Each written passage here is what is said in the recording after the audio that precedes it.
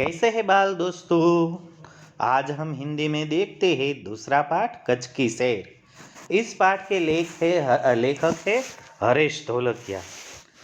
हरेश ढोलकिया ने हिंदी में बहुत अच्छी अच्छी नवल कथाएं यानी कि नवल कथा खंड लिखे हैं, जिनमें से अमुक तो बहुत प्रचलित है, जैसे कि अब्दुल कलाम की बहुचर्चित जो उनकी आत्मकथा है विंग्स ऑफ फायर, उसका गुजराती अनुवाद भी हरेश भाई जी ने किया है। उसके अलावा उनके सर्जन कार्य में जो अंगद का पग है वह भी बहुत अच्छी धारावाहिक है। ऐसे उन्होंने कई वार्ताएं लिखी है। ये जो पाठ है कच्छ की सैर, यह हम इस पाठ को प्रवास लेख भी कह सकते हैं, क्योंकि इस पाठ में हरेश जी ने कच्छ की जो विशेषताएं है उसके बारे में लिखा है।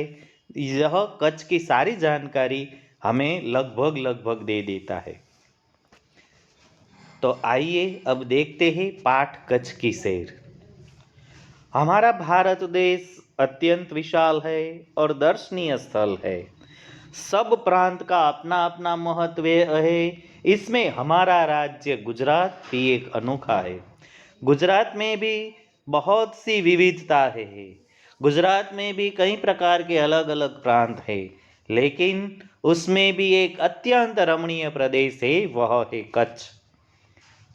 यात्रिकों के लिए कच्छ आकर्षण का केंद्र बना हुआ है, क्योंकि सारे गुजरात में रेगिस्तान केवल कच्छ को ही मिलता है। कच्छ को रेगिस्तान भी मिलता है, कच्छ को दरिया किनारा भी मिलता है और कच्छ में हरियाले स्थल भी है। इस तरह कच्छ में कई सारी विशेषताएं एक साथ बंधी हुई है। इसी के अलावा कच्छ का धार्मिक मान्यताओं के साथ भी जुड़ा है। कच्छ में ऐतिहासिक स्थल भी है और कच्छ में सामाजिक स्थल भी कहीं दिखाई देते हैं। इसलिए कच्छ हमारे गुजरात में एक अनोखा स्थल है। इसीलिए तो आपने कई बार टीवी में भी अमिताभ बच्चन जी को सुनते हुए देखा होगा। वह कच्छ का प्रवास करने के लिए लोगों को आमंत्रित करने के लिए कहते हैं ना कि आपने कच्छ नहीं देखा तो कुछ नहीं देखा। ऐसा देखने लायक हमारा एक जिला है कच्छ। कच्छ में प्रवेश करते ही अब हम यह यात्रा प्रवास वर्णन करते हुए हरेश जी लिखते हैं। यह पाठ में वह हमें सारी सारी जानकारियां देते रहेंगे कि कच्छ में कौन कौन से स्थल कहाँ कहाँ आते हैं और उसका क्या महत्व है। यह एक दो लाइन में सब शहर का वर्णन वहाँ किए जाते हैं। सबसे पहले कहते हैं कि कच्छ में प्रवेश करते ही हमें रेगिस्तान दो भाग में दिखाई देता है, क्योंकि कच्छ में दो रेगिस्तान है, एक छोटा रेगिस्तान और एक बड़ा रेगिस्तान। इन दोनों में से रेगिस्तान जैसे कोई लक्षण नहीं दिखाई देते, फिर भी उसको रेगिस्तान कहा जाता है। क्यों रेगिस्तान के कौन से लक्षण है? तो रेगिस्तान में दूर दूर तक रेत ही रेत दिखाई देती है, लेकिन यह अलग रेगिस्तान है। क्यों? क्योंकि इसे अनूठा इसलिए कहा जाता है कि इस रेगिस्तान में रेत ही रेत नहीं दिखाई देती, तो फिर क्यों रेगिस्तान है? फिर भी यहाँ वनस्पति बहुत ही कम है। जो पानी मिलता है वह भी मीठा पानी नहीं होता, वह भी खारा पानी मिलता है, इसलिए उसको रेगिस्तान कहा जाता है। कच्छ में आपको प्रवेश करना हो तो शुरुआत का पहला ही स्थल आता है सामख्याली। सामख्याली को हम कच्छ का प्रवेश द्वार कह सकते हैं और कच्छ की यात्रा यहाँ पर से ही आरंभ होती है। अगर हम सामख्याली से कच्छ की यात्रा शुरू करें और उत्तर दिशा की ओर चलते हैं तो सबसे पहले हम पहुंचते हैं रापर से धोलावीरा। धौलावीरा यह जो आपने अगले धोरण में पढ़ा होगा कि हमें प्राचीन संस्कृति के अवशेष लोथल और मोहेंजोदड़ो में से जो मिले, इसी तरह धोलावीरे में से भी हमें प्राचीन संस्कृति के अवशेष मिले हैं। 5000 वर्ष के अवशेषों का अंग है। इस प्राचीन नगरी के दर्शन करते ही हम चकित हो जाते हैं और हमारी प्राचीन संस्कृति और आधुनिकता का दर्शन हमें यहाँ होता है। सामखियाली से हम पश्चिम की ओर यात्रा करें तो हम वहां से पहुंचते हैं भचाऊ शहर, जो बड़ा गांव है। जैसे नगर, बड़े गांव को नगर कहा जाता है, ऐसे नगर है। और वहां से हम पहुंचते हैं गांधी धाम। गांधी धाम है वह औद्योगिक नगरी है। यहाँ भारत पाकिस्तान के बंटवारे के बाद पाकिस्तान की सिंधी प्रजा यहाँ आकर स्थायी हुई है। गांधीधाम, आदिपुर तथा गोपालपुरी उद्योगों के कारण ही विकसित हुए दिखाई देते हैं। यह तीनों पास पास में ही है। आदिपुर में गांधी स्मृति तथा पास ही कंडला का महत्वपूर्ण बंदरगाह है और कंडला का विकास यहाँ की प्रजा के लिए महत्वपूर्ण है।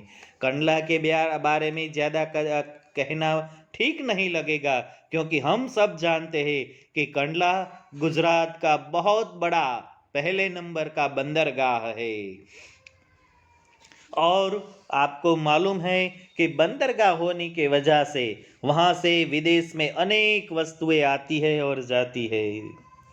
कंडला से हम दक्षिण की ओर चले तो भद्रेश्वर नाम का शहर आता है। यह शहर अति प्राचीन है और जैन का यात्रा धाम भी है। संगे मरमर से बना हुआ यहाँ पर 2500 साल पुराना जिनालय था, लेकिन जब 2001 में भूकंप आया तब यह खंडित हुआ और उसका पुनः निर्माण जोरों से चल रहा है और लगभग इसका कार्य पूर्ण हो चुका है। इसके बाद आगे जाने से हमें दूसरा शहर आता है मुंद्रा। मुंद्रा शहर तहसील मुख्यालय भी है। यहाँ अनेक उद्योगों के कारण विकास की नई दिशा खुली है। मुंद्रा भी समुद्र तट पर है और उसका भी बंदरगाह के जैसा विकास किया गया है। यहाँ कुछ प्राचीन इमारतें भी है और समुद्र किनारे के तटीय यात्रा करते हुए हम मुंद्रा से आगे बढ़ते हैं तो पहुंचते हैं मांडवी। मांडवी अति सुंदर बंदरगाह है और बड़ा प्राचीन नगर भी है। यह शहर राजा के महल, पवन चक्कियों तथा समुद्र तट के कारण अधिक दर्शनीय स्थल है। मांडवी में समुद्र स्थल का सरकार ने बहुत अच्छा विकास किया है और यहाँ का समुद्र तट देखने लायक बनाया है। यहाँ VRTI ग्राम्य संस्था है, 72 जिनालय है, पास ही बिदड़ा गांव में अंतरराष्ट्रीय अस्पताल है। अब हम मांडवी से आगे प्रवास करते चले तो डुमरा, कोठीरा, सुसरी और जखौ महत्वपूर्ण गांव आते हैं। जैनों का प्राधान्य यहाँ नजर आता है। ये सभी शहर में नलिया शहर तहसील का केंद्र है। यहाँ वायुसेना का मुख्य अड्डा है। जो नलिया की बात आई, नलिया शहर की, अभी अभी सर्द के मौसम चल रही है, तब नलिया को आप समाचार में कई बार देखते होंगे। क्यों? क्योंकि यहाँ से, नलिया से रेगिस्तान बहुत दूर नहीं है, इसलिए रेगिस्तान होने की वजह से यहाँ खूब ठंड पड़ती है।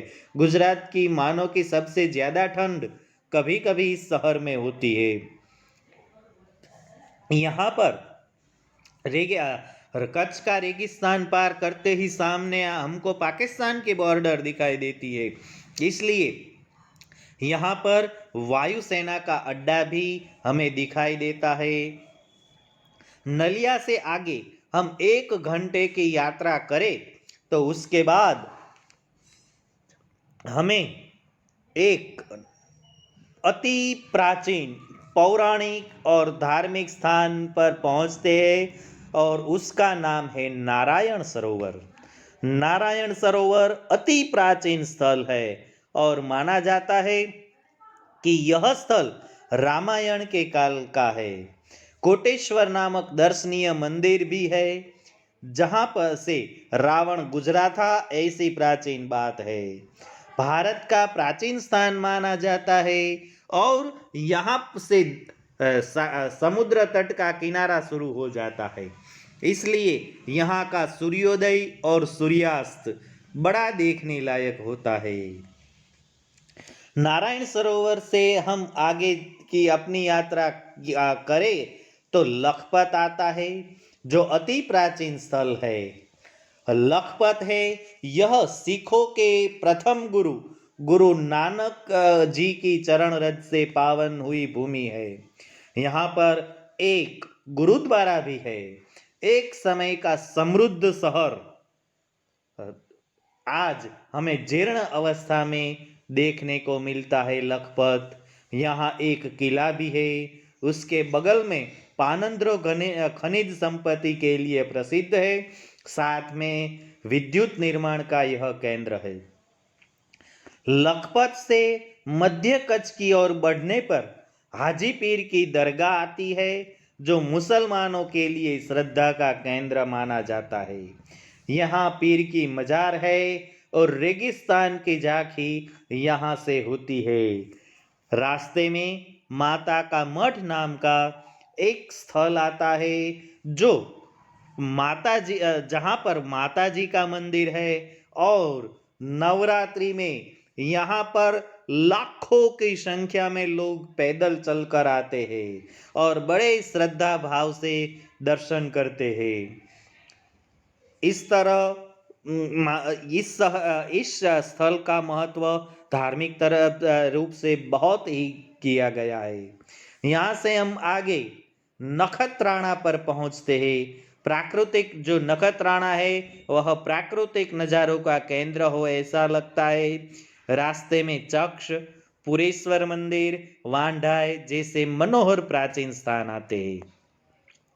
अब हम वहां से आगे चलते हैं तो हमें कच्छ का प्रमुख शहर देखने को मिलता है और कच्छ के प्रमुख शहर का नाम है भुज। भुज कच्छ का मुख्य शहर है और हम कहते ही ऐसे हैं ने कि कहाँ जाना है तो कि कच्छ भुज जाना है, इसलिए कच्छ के साथ भुज का नाम शुरू से ही जुड़ा रहता है। भुज एक वैभवशाली नगर है। यहाँ राजाशाही की वक्त से यह बड़ा बहुत नगर रहा है, इसलिए यहाँ पर कई देखने लायक स्थल है, जैसे कि यहाँ पर आईना महल है, प्राग महल है, टावर बना हुआ है। यहाँ स्वामीनारायण मंदिर भी बहुत बड़ा है, हिल गार्डन है, हमीरसर तालाब है।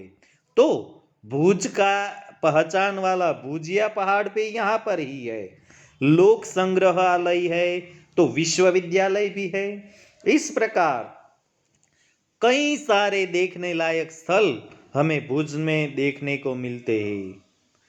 सन 2001 के भूचाल से यह शहर भी खंडित हो गया था, लेकिन कच्छ भुज के लोगों के रहने वालों की कड़ी मेहनत से उन्होंने कच्छ को फिर से जिंदा कर दिया है और यहाँ पर भी जो इमारतों को नुकसान हुआ था वो सब इमारतें हमें फिर से उसी स्वरूप में दिखाई देती है और जो ये ऐतिहासिक इमारतें था उसके सरकार द्वारा भी पुनः निर्माण किया गया है और उसको अति आकर्षक बनाया गया है।